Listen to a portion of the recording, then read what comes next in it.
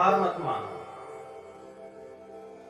जब भी निराश हो तो इसी कथा को ध्यान में रखना, हार आपकी होगी ही नहीं। हार और जीत मनुष्य के जीवन में लगी ही रहती है। दुख और सुख आएंगे और जाएंगे, परंतु जीवन में कभी हार मत मानो।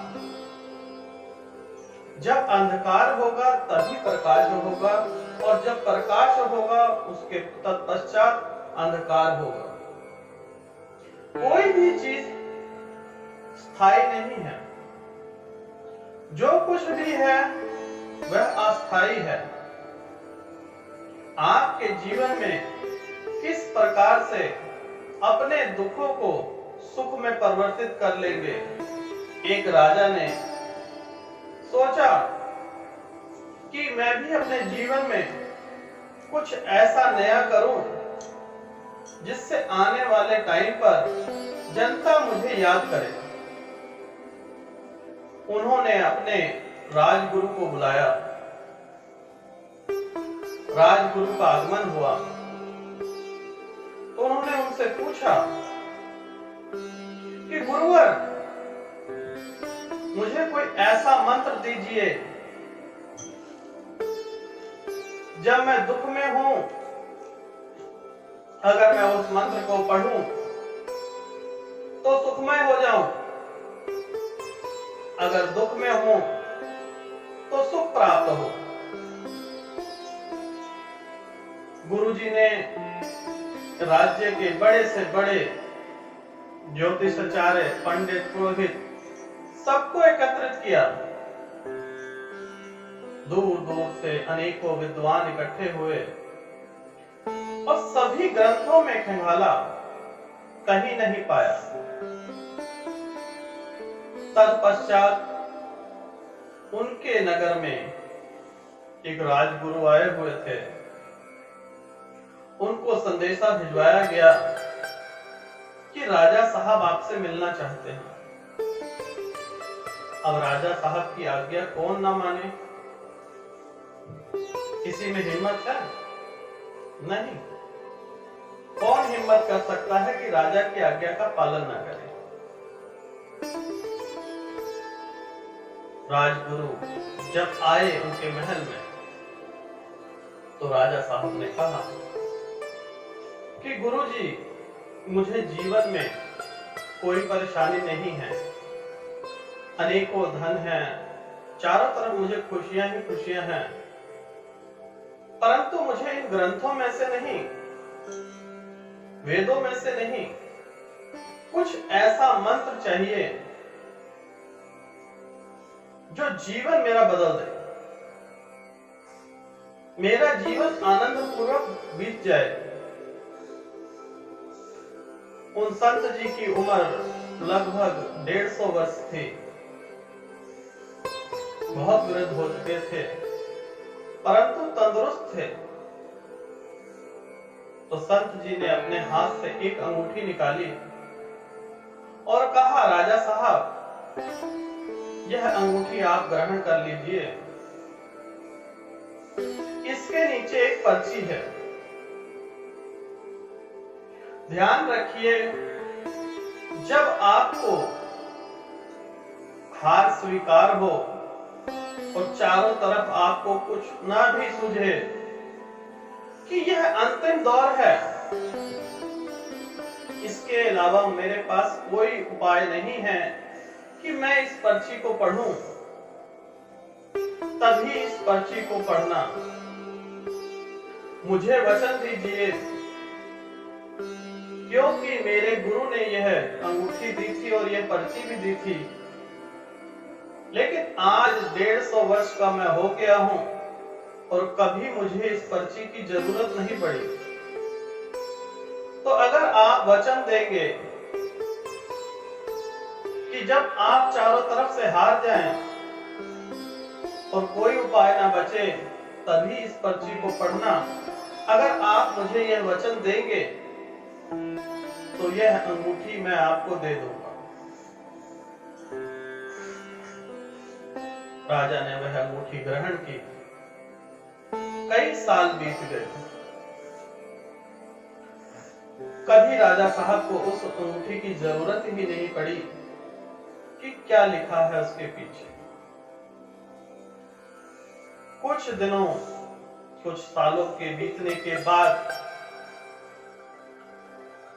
राजा के महल पर हमला हुआ। राजा साहब युद्ध हार गए। किसी तरह से अपनी जान बचाने के लिए घोड़े पे सवार हुए और जंगल की तरफ भागने लगे। कुछ सिपाही उनके साथ थे। धीरे धीरे करके वह भी अलग हो गए। अब उनकी सुरक्षा करने को कुछ बचा ही नहीं था। सैनिकों को भी अपना फायदा नहीं नजर आया कि राजा अब रहे नहीं तो इनकी सेवा क्या करनी। धीरे धीरे करके सैनिक हटते गए और जंगल में जाके राजा साहब बिल्कुल अकेले हो गए।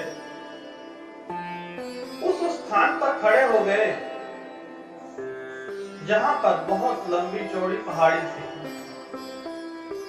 पहाड़ी वह घोड़े से पार नहीं कर सकते थे। पीछे से उनका मृत्यु ने, उनके दुश्मन के सैनिक पीछे से आ रहे थे।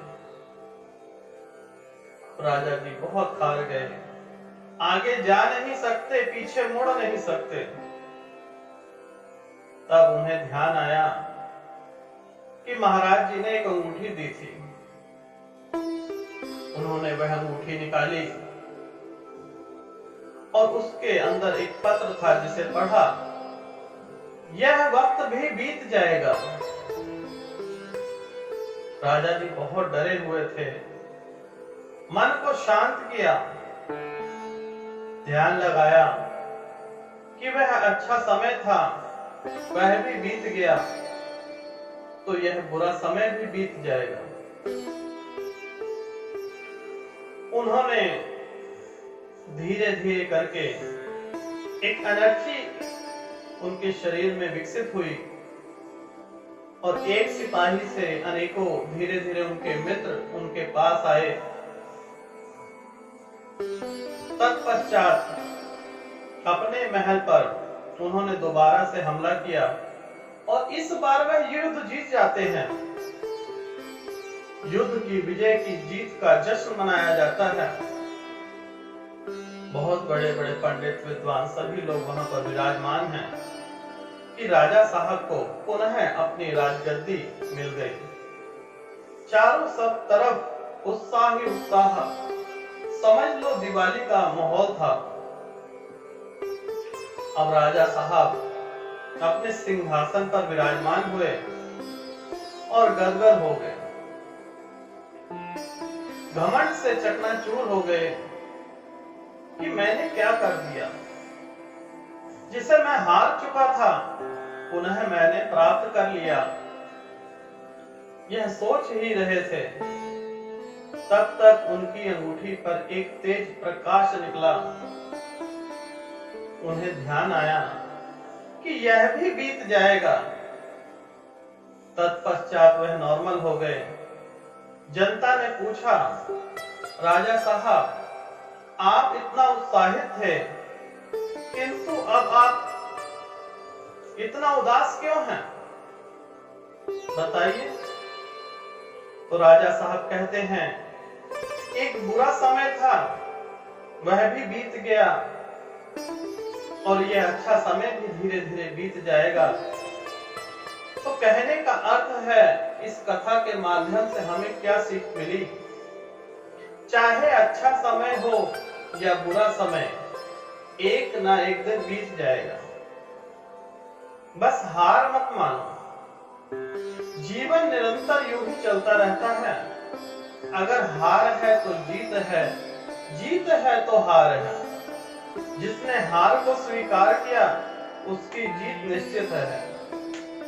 और जो अपने घमंड में रह जाता है कि जो कार्य मैं कर रहा हूं वह मैं स्वयं कर रहा हूं और घमंड तो रावण का भी ना चला, तो आपका क्या चलेगा?